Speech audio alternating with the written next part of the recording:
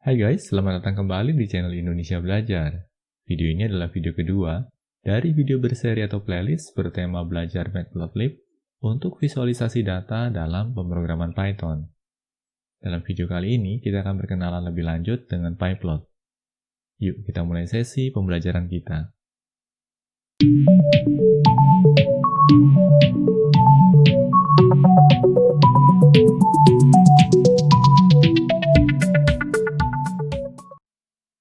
Oke guys, kadar mengingatkan bagi kalian yang belum subscribe di channel Indonesia Belajar ini, pastikan kalian untuk subscribe dan aktifkan juga tombol loncengnya. Karena di tiap minggunya kami selalu mengupload video-video tutorial terbaru terkait dunia IT. Jadi pastikan kalian untuk stay tune terus di channel Indonesia Belajar ini. Nah, di sini kami sudah menyiapkan suatu notebook ya untuk sesi pembelajaran kita kali ini. Kami akan switching dulu ke mode presentation di sini. Untuk topik bahasan kita yang kedua, kita akan berkenalan lebih lanjut dengan PyPlot.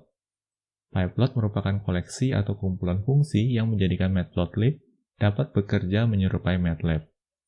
Nah, MATLAB ini merupakan suatu software yang banyak digunakan untuk keperluan saintifik. Dan MATLAB ini termasuk software yang sangat populer sekali di kalangan peneliti. Hanya saja, MATLAB termasuk proprietary software yang lisensinya cukup mahal. Nah, karena lisensi yang cukup mahal inilah yang akhirnya menjadikan beberapa saintis atau peneliti mulai mencari alternatif lain. Dan salah satu alternatif yang sangat diminati adalah Python. Karena Python memiliki banyak sekali modul yang mendukung untuk keperluan saintifik. Salah satunya adalah Matplotlib, di mana Matplotlib ini merupakan modul yang berfokus untuk melakukan visualisasi data. PyPlot API sendiri secara umum less fleksibel atau kurang fleksibel bila dibandingkan dengan yang Object-Oriented API. Tetapi untuk sesi pembelajaran kita kali ini, kita akan berfokus pada PyPlot API. Kita akan melangkah lebih lanjut ya guys ke slide berikutnya. Nah, di sini pertama-tama kami akan import dulu beberapa modul penting. Dan sebelumnya, ya di sini kita akan memanggil magic comment dulu, yaitu matplotlib inline. Nah, magic comment ini seperti kami pernah jelaskan pada sesi pembelajaran sebelumnya, ini diperuntukkan untuk meredirect hasil output dari Matplotlib. Atau dengan kata lain, hasil plotting yang dihasilkan oleh Matplotlib itu akan diredirect ke tampilan Jupyter Notebook. Sehingga kita dapat melihat hasil plottingnya pada halaman notebook yang sama. Nah, magic comment Matplotlib inline ini perlu kita deskripsikan atau kita definisikan secara eksplisit, terutama sekali ketika kita bekerja dengan Jupyter Notebook yang versinya agak sedikit lawas. Hanya saja untuk versi Jupyter Notebook yang sudah lebih baru, magic comment Matplotlib inline ini tidak lagi perlu kita definisikan secara eksplisit. Karena untuk Jupyter Notebook yang versinya lebih baru, Matplotlib inline ini sudah menjadi nilai default. Selanjutnya di sini kita akan melakukan import beberapa modul, yaitu modul Matplotlib dan modul NumPy. Untuk modul Matplotlib sendiri sebenarnya yang paling kita butuhkan adalah PyPlot-nya. Oleh karenanya di sini matplotlib.pyplot kita akan import sebagai PLT. Selain itu kita juga akan import modul NumPy, di mana kita akan import NumPy ini sebagai NP. Nah, untuk keperluan kita kali ini, dan kita juga akan coba biasakan diri, kita juga akan mencetak versi dari Matplotlib dan NumPy kita. Oleh karenanya di sini kita juga secara eksplisit melakukan import terhadap modul Matplotlib-nya. Di sini kita akan coba eksekusi ya guys skripnya. Dan ini dia hasilnya. Bisa kita lihat di sini Matplotlib yang kita gunakan ini menggunakan versi Matplotlib 3.2.2, sedangkan NumPy yang kita gunakan di sini memiliki versi 1.18.5. Berikutnya kita akan melangkah ke slide selanjutnya. Nah, di sini kita akan membuat plotting sederhana. Cara untuk melakukan plotting sederhana, di sini kita cukup panggil saja plt.plot, lalu kita sertakan suatu deret bilangan. Untuk kasus kita kali ini, deret bilangannya adalah 2, 5, 7, dan 11. Selanjutnya kita juga set untuk label y-nya atau label pada sumbu y-nya dengan menggunakan plt.ylabel, dan kita beri nilai string sumbu y. Lalu berikutnya kita memanggil plt.show. Nah, di sini kita coba eksekusi dulu ya guys skripnya. Dan ini dia hasilnya. Nah, di sini ada hal yang mau kami tekankan, yaitu pemanggilan fungsi plt.show. Pada sesi pembelajaran sebelumnya, kita tidak pernah menggunakan plt.show. Nah, di sini kami perlu jelaskan apa sih efek dari pemanggilan plt.show ini. Di sini kita coba ya guys, kalau plt.show-nya kita hilangkan. Lalu kita eksekusi ulang skripnya. Dan ini di hasilnya. Nah, sekilas nampaknya memang tidak ada perbedaan, tetapi kalau kita lihat di sini, sewaktu kita tidak lagi memanggil plt.show, maka akan muncul tampilan semacam ini nih guys. Dan tampilan semacam ini di-trigger oleh pemanggilan fungsi terakhir. Dalam kasus kita kali ini adalah pemanggilan fungsi plt.ylabel. Nah, agar tampilan menjadi lebih manis dan lebih rapi, tanpa munculnya tulisan semacam ini yang sebenarnya tidak kita butuhkan, maka kita bisa sertakan untuk pemanggilan fungsi yang terakhir adalah plt.show. Kita coba uncomment lagi di sini, dan kita coba eksekusi ulang. Dan ini di hasilnya. Bisa kita lihat di sini ya guys, tidak ada lagi teks tambahan yang tidak kita butuhkan. Di sini hasil akhirnya langsung berupa plotting yang memang kita inginkan. Nah, bagaimana guys? Harapannya bisa dipahami ya. Dan untuk sesi-sesi pembelajaran berikutnya, kita akan selalu biasakan untuk selalu menyertakan plt.show di akhir script plotting kita. Nah, di sini juga ada beberapa hal yang akan coba kami jelaskan. Pemanggilan fungsi plot dapat dilakukan dengan menyertakan hanya sebuah deret bilangan. Nah, deret bilangan ini bisa berupa list ataupun array. Untuk kasus kita di sini, deret bilangannya berupa list. Dan kalau kita mengacu pada sesi pembelajaran sebelumnya, di sesi pembelajaran sebelumnya, sewaktu kita memanggil plt.plot, kita menyertakan dua deret bilangan. Nah, artinya pemanggilan fungsi plot ini ya dapat menyertakan hanya sebuah deret bilangan ataupun dua buah deret bilangan. Di sini kami coba scroll down dulu ya. Bila pemanggilan hanya menyertakan sebuah deret bilangan, di sini ada terjadi kesalahan pengetikan, kami coba perbaiki dulu ya di sini. Seharusnya bilangan. Maka nilai pada deret bilangan tersebut akan dijadikan data point untuk nilai pada sumbu Y atau sumbu Y. Sedangkan nilai sumbu X akan secara otomatis dibuatkan sebuah deret bilangan terurut dengan nilai dimulai dari 0. Nah, maksudnya apa di sini? Kita coba lihat lagi di contoh sebelumnya. Di sini, kita hanya menyertakan satu buah deret bilangan. Maka, nilai dari deret bilangan ini akan dijadikan data point yang akan berkorelasi dengan nilai pada sumbu Y yang ada di sini. Nah, karena di sini kita tidak memiliki nilai pada sumbu X, maka nilai pada sumbu X-nya akan di-generate secara otomatis yang akan mengadopsi nilai atau bilangan mulai dari 0 sampai dengan seterusnya. Artinya di sini nilai X-nya adalah 0, 1, 2, dan 3. Atau dengan kata lain, nilai X0 ini akan berkorelasi dengan nilai 2. Seperti ini. Lalu nilai X1 akan berkorelasi dengan nilai 5. X-nya 1, Y-nya adalah 5. Lalu untuk nilai X2 akan berkorelasi dengan nilai Y7. Ini 2, ya, nilai Y-nya atau nilai Y-nya adalah 7. Dan untuk nilai X3, ini akan berkorelasi dengan nilai Y11. Ya. Di sini 3 X-nya, Y-nya adalah 11. Nah, bagaimana guys? Sampai di titik ini dulu. Harapannya bisa dipahami ya. Nah, selanjutnya kita juga akan coba refresh ulang terkait apa yang pernah kita coba di sesi pembelajaran sebelumnya. Di sesi pembelajaran sebelumnya, sewaktu kita memanggil plt.plot, kita melewatkan dua buah parameter, atau dua buah deret bilangan, yaitu deret bilangan pertama yang akan berkorelasi dengan sumbu X, dan deret bilangan kedua yang akan berkorelasi dengan sumbu Y. Kita coba eksekusi dulu ya guys scriptnya di sini. Lalu kita scroll down untuk melihat hasilnya, dan ini di hasilnya. Di sini ya deret bilangan pertama ini merepresentasikan deret bilangan yang akan berkorelasi dengan sumbu X, dan deret bilangan kedua ini akan merepresentasikan data points yang akan berkorelasi dengan sumbu Y. Atau dengan kata lain, data point pertama adalah 2,5. Ya, X-nya 2, Y-nya 5. Lalu data point kedua itu berarti 3,4. X-nya 3 dan Y-nya adalah 4 di sini. Lalu untuk data point berikutnya 4,2. Ya, X-nya 4 dan Y-nya adalah 2. Dan untuk data point terakhir ya X-nya 7 dan Y-nya adalah 16. 7, Y-nya 16. Nah, bagaimana guys? Harapannya bisa dipahami ya. Kita akan coba lanjut ke slide berikutnya. Pada slide ini kita akan mempelajari pengaturan format pada plot. Selain menyertakan dua buah deret bilangan sebagai parameter untuk sumbu X dan Y, terdapat parameter ketiga yang bisa kita sertakan untuk mengatur warna dan jenis plotting. Pengaturan parameter ketiga ini sepenuhnya mengadopsi gaya formatting pada MATLAB. Nah, artinya apa di sini? Artinya bagi seseorang yang sudah terbiasa bekerja dengan MATLAB dan ingin mengadopsi Matplotlib, tentunya mereka tidak akan mengalami kesulitan karena style dan gayanya serupa dengan MATLAB. Lalu pada poin berikutnya, di sini tertulis nilai default untuk parameter ketiga ini adalah B dash atau B strip. Nah, maksudnya apa? Maksudnya adalah B itu berarti blue dan dash itu berarti garis. Nanti kita akan pelajari lebih detail. Nah, di sini kita akan coba eksekusi dulu skripnya ya. Di sini kita memiliki sebuah skrip sederhana plt.plot, lalu di sini kita menyertakan dua buah parameter ya, atau dua buah deret bilangan, di mana deret bilangan pertama adalah 1, 2, 3, dan 4. Yang kita tahu ini akan berkorelasi dengan sumbu X.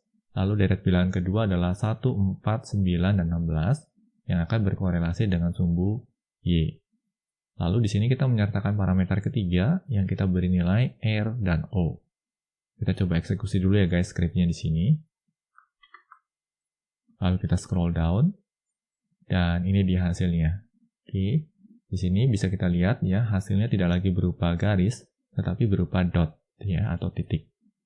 Nah, di sini kita lihat dulu ya untuk data poin pertama 1,1 ya, sesuai di sini.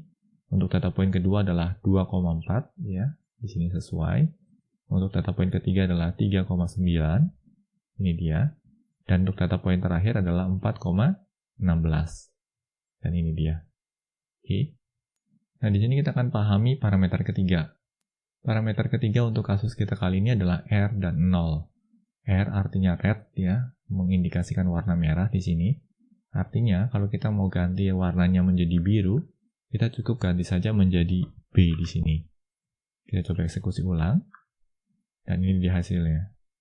Dan kalau kita mau ubah warnanya menjadi hijau, berarti kita ubah B-nya ini menjadi G sebagai representasi dari green. Kita coba eksekusi skripnya di sini. Dan ini hasilnya. Nah, bagaimana guys terkait dengan pengkodean warnanya dulu? Bisa dipahami ya. Lalu untuk karakter kedua ini, yang ini merepresentasikan markernya. Nah, default markernya adalah dash atau tanda strip. Sewaktu kita menggunakan dash, ini berarti kita akan membuat suatu garis. Kita coba eksekusi ya guys skripnya di sini. Nah, ini dia hasilnya. Selain marker berupa angka 0 ataupun garis, kita juga bisa menggunakan bintang. Ya, kita coba di sini. Ya. Di sini kita pakai G bintang, lalu kita eksekusi. Dan ini dia hasilnya. Ya, markernya berwarna hijau, lalu bentuknya adalah bintang. Matplotlib juga mendukung beberapa pilihan marker yang lain yang akan kita coba jelaskan di kasus berikutnya. Nah, di sini kita akan coba pahami dulu PLT axis. Pemanggilan fungsi axis di sini atau axis di sini menyertakan sebuah list ya. Ini adalah listnya, di mana untuk kasus kita kali ini listnya adalah 06020. Nah, maksudnya apa sih di sini 06020? Maksudnya adalah keempat nilai ini merepresentasikan nilai X minimum, X maksimum, Y minimum dan juga Y maksimumnya. Nah, bisa kita lihat di sini ya guys. Di sini nilai X minimumnya adalah 0 dan nilai X maksimumnya adalah 6. Lalu untuk Y-nya atau sumbu Y-nya, nilai terkecilnya adalah 0 dan nilai terbesarnya adalah 20. Nah, semisal di sini kita mau ubah nih guys. Semisal nilai X maksimumnya bukan 6, tapi kita mau ubah menjadi 10. Berarti kita tinggal ubah saja di sisi sebelah sini, 10, lalu kita eksekusi ulang. Dan ini dia hasilnya. Bisa kita lihat di sini ya guys, X minimumnya adalah 0 dan X maksimumnya adalah 10. Nah, dengan cara seperti ini, kita bisa melakukan pengaturan lebih ya terkait dengan nilai maksimum untuk sumbu X maupun sumbu Y-nya. Nah, sampai di sini bagaimana guys? Harapannya bisa dipahami ya. Di sini kami akan kembalikan lagi ke nilai semula, yaitu nilai 6. Lalu kita eksekusi ulang di sini. Berikutnya kita akan coba lanjut ke topik pembahasan selanjutnya. Di sini kita akan coba scroll down dulu. Nah, di sini kita akan mengenal yang namanya multiplot dalam satu pemanggilan fungsi plot. Tetapi sebelumnya kita akan coba lihat dulu kasus yang ada di sini. Kali ini sedikit berbeda dibandingkan dengan sesi pembelajaran sebelumnya, karena di sesi pembelajaran sebelumnya kita menggunakan np.linspace. Tetapi kali ini kita menggunakan np.arrange atau np.arrange.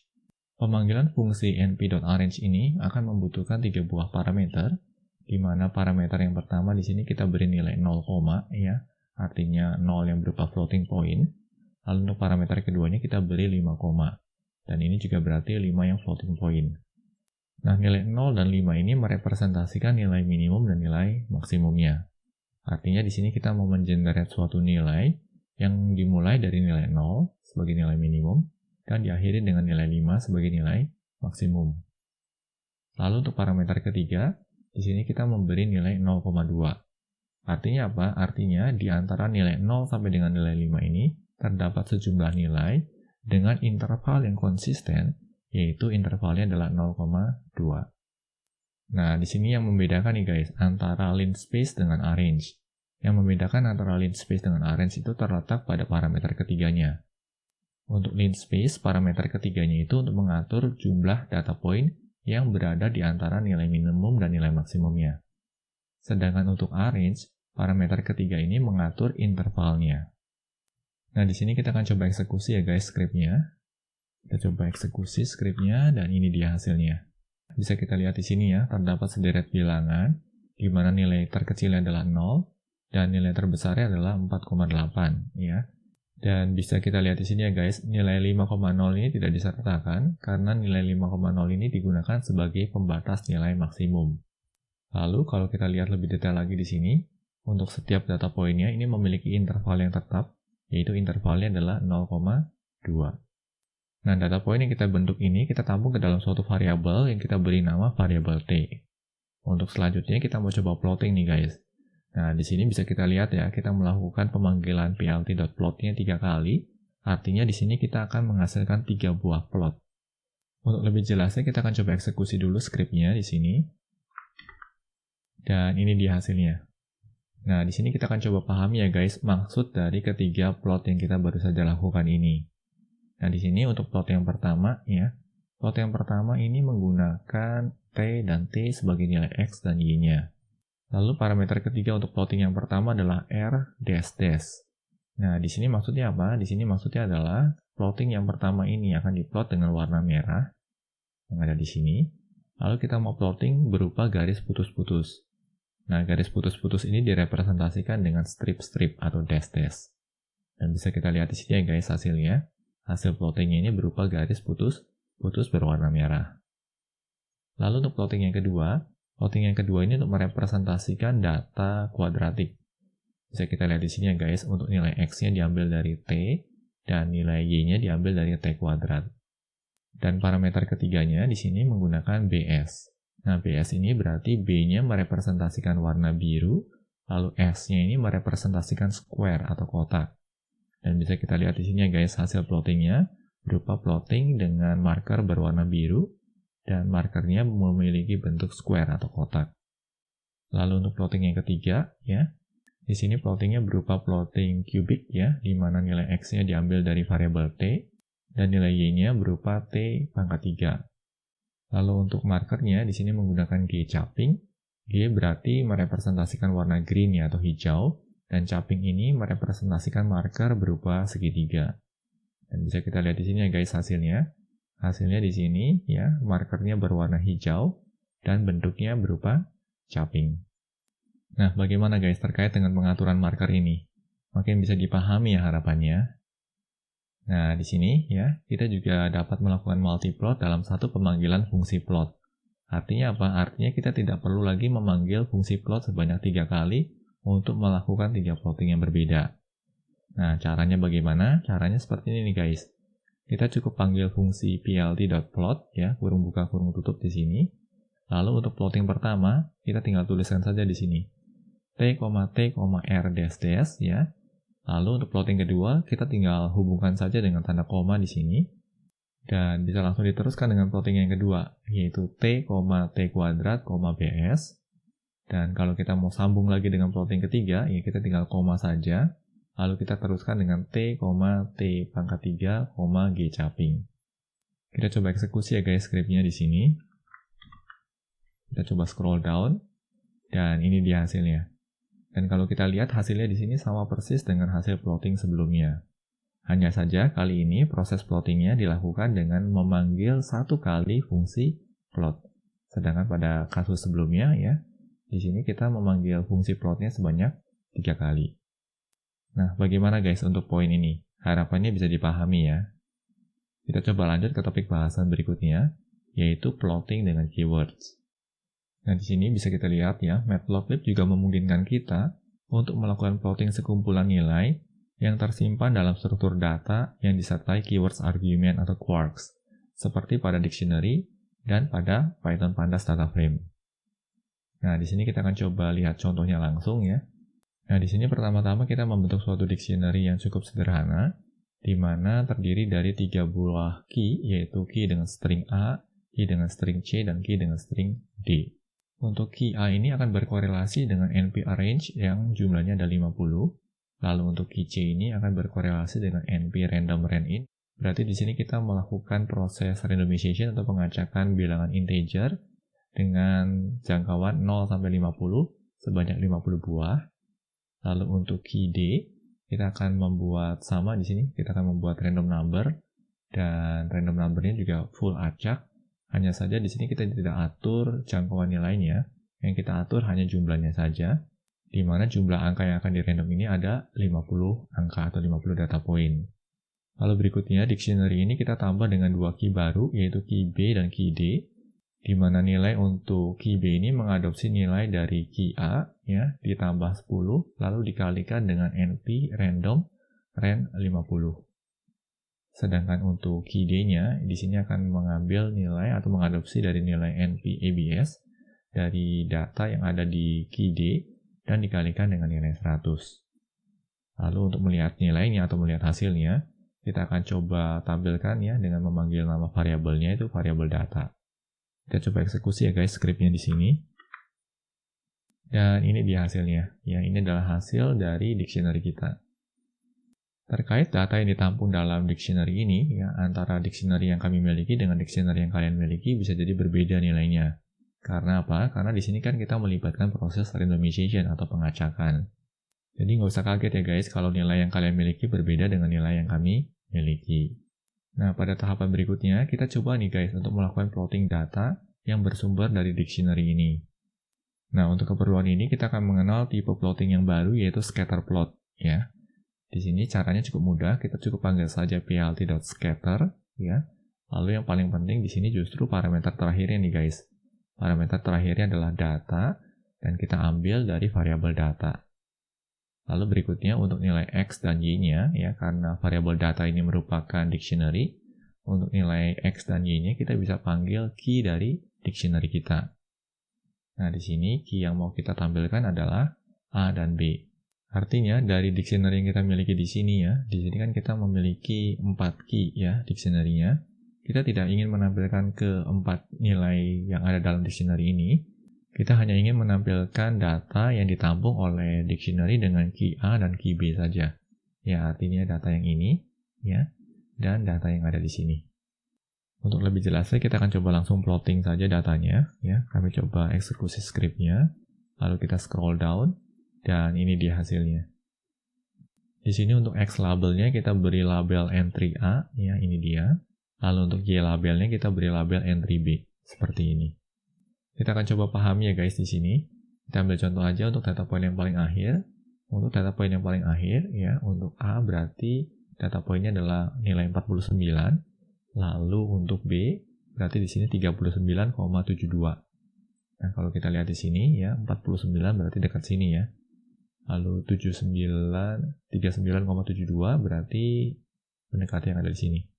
Berarti lebih kurang nilainya yang ada di sini nih guys. Nah, untuk scatter plot, selain menampilkan nilai untuk X maupun Y, ya, kita juga bisa menampilkan dimensi ketiga dan keempat. Nah, dimensi ketiga dan keempat ini nanti bisa direpresentasikan dengan warna, ya, dalam hal ini adalah C, dan juga ukuran, dalam hal ini adalah S. Misal saja untuk dimensi warnanya atau dimensi C ini, kita akan mengacu pada key yang ada dalam dictionary kita, yaitu key C, ya. Kalau kita lihat key C-nya ini nih guys, ya. Nilainya lebih kurang seperti ini. Nah, nilai-nilai ini bisa kita tampilkan, tetapi representasinya bukan lagi berupa koordinat X dan Y, tetapi representasi nilainya berupa warna. Lalu berikutnya, untuk nilai dari dictionary dengan label D atau dengan key D, ya, di mana ini nilainya, ya, ini mau coba kita tampilkan secara visual, tetapi karena kita sudah nggak bisa lagi pakai X dan Y, ya, karena X dan Y-nya ini kan sudah dipakai untuk menampilkan nilai A dan B ini. Maka kita bisa representasikan nilai yang ditampung oleh key D ini sebagai size atau ukuran. Artinya semakin besar nilai D-nya, maka ukuran dari data point tersebut juga akan makin besar. Untuk lebih jelasnya, kita akan coba eksekusi script ini. Dan ini dia hasilnya, ya. Bisa kita lihat di sini nih guys. Warnanya nanti tergantung pada representasi dari si C ini. Lalu untuk ukuran data point-nya, ini tergantung pada representasi dari si D-nya. Nah, di sini sebagai contoh bisa kita lihat ya, untuk data point yang ada di sini, ini kan ukurannya lebih kecil bila dibandingkan dengan data point yang ada di sini. Nah, di sini kita bisa bilang bahwa untuk data point yang ada di sini, ini representasi value dari D-nya itu lebih kecil bila dibandingkan value untuk D di data point yang ada di sini. Jadi lebih kurang seperti itu cara membacanya. Lalu berikutnya terkait dengan representasi warna, kita akan pelajari lebih detail nanti pada sesi-sesi pembelajaran selanjutnya. Berikutnya kita akan coba melangkah ke topik pembahasan selanjutnya, yaitu plotting untuk tipe data categorical. Matplotlib juga mendukung plotting untuk data dengan tipe kategori atau biasa dikenal dengan istilah categorical data atau categorical variables. Ya, di sini kita coba beri keterangan tambahan ya, atau di sini. Semisal saja di sini kita memiliki dua buah kumpulan data, ya. Kumpulan data yang pertama di sini kita tampung ke dalam variabel dengan nama names, yang nilainya adalah grup A, grup B, dan grup C. Lalu untuk data yang kedua kita tampung dalam variabel values, nilainya adalah 1, 10, dan 100. Nah, kalau kita lihat di sini ya, untuk variabel names-nya ini kan tipe datanya adalah kategori ya, atau label di sini. Sedangkan untuk values-nya tipe datanya adalah numerical. Kita coba eksekusi dulu ya guys script-nya di sini. Nah, berikutnya kedua data ini ya, atau kedua variabel ini mau kita plotting nih guys. Nah, kita akan coba lihat satu persatu ya. Di sini kita tampilkan dengan 3 jenis plotting yang berbeda. Untuk plotting yang pertama, kita akan menggunakan line plot ya. Berarti kita di sini cukup panggil plt.plot. Lalu untuk sumbu x-nya kita akan mengacu ke variabel names. Dan untuk sumbu y-nya kita akan mengacu ke variabel values. Kita coba eksekusi ya guys script-nya di sini. Lalu kita scroll down. Dan ini dia hasilnya. Bisa kita lihat di sini ya, untuk sumbu x-nya di sini kan ada grup A, ada grup B, dan ada grup C. Dan kalau kita lihat korelasinya dengan sumbu y ya, maka kita bisa lihat di sini nih guys.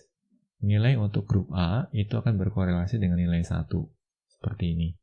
Lalu nilai untuk grup B akan berkorelasi dengan nilai 10. Dan terakhir, nilai untuk grup C ini berkorelasi dengan nilai 100. Selain menggunakan line plot, kita juga bisa visualisasikan dengan scatter plot. Nah, di sini kita panggil plt.scatter, lalu kita lewatkan nilai names dan values. Kita coba eksekusi dulu ya guys script-nya di sini. Lalu kita scroll down, dan ini dia hasilnya. Tipe data categorical semacam ini tentunya akan lebih cocok bila diplotting dengan menggunakan bar plot. Pada Matplotlib, untuk melakukan plotting dengan bar plot, caranya juga cukup sederhana. Kita cukup panggil plt.bar, lalu diikuti dengan variabel yang mau kita plotting. Dalam hal ini, variabelnya adalah names dan values. Kita coba ya guys di sini. Lalu kita scroll down. Nah, ini dia hasilnya guys. Dan bisa kita lihat di sini, ini merupakan representasi nilai untuk grup A, ini merupakan representasi nilai untuk grup B, dan ini merupakan representasi nilai untuk grup C. Nah, bagaimana guys dengan materi pembelajaran sampai sejauh ini? Harapannya bisa dipahami ya. Demikian sesi pembelajaran lanjutan terkait pengenalan PyPlot atau PyPlot style. Semoga materi pembelajaran yang disampaikan dapat membantu kalian dalam mempelajari visualisasi data dengan Matplotlib. Pastikan juga untuk terus mengikuti materi pembelajaran lanjutan lainnya di channel ini. Bila mana ada pertanyaan ataupun masukan terkait materi yang disampaikan dalam video pembelajaran ini, kalian dapat menuliskannya pada kolom komentar di bawah ini. Kami akan selalu berusaha untuk menanggapi setiap pertanyaan dan masukan yang kalian sampaikan. Oke guys, semoga video ini bermanfaat bagi kita semua. Jangan lupa untuk komen, like, share, dan subscribe tentunya, karena ini akan membantu kami untuk menghasilkan materi pembelajaran berkualitas lainnya. Salam Indonesia Belajar, banyak belajar biar bisa bantu banyak orang.